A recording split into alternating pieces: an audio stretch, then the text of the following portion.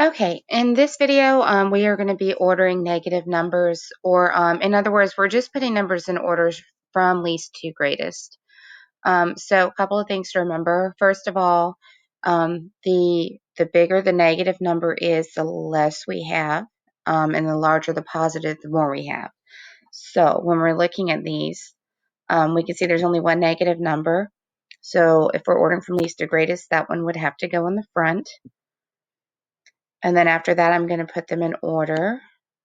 So 21 is the lowest of my positive numbers, followed by 46, and 80 is my highest. All right. So looking at another example,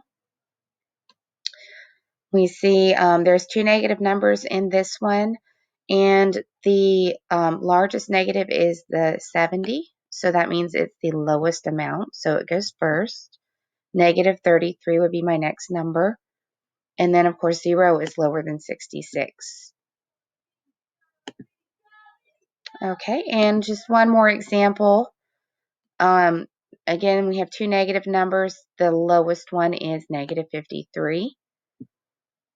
And that means negative 24 should come right after that. And 0 here is less than 18. So there we have that one.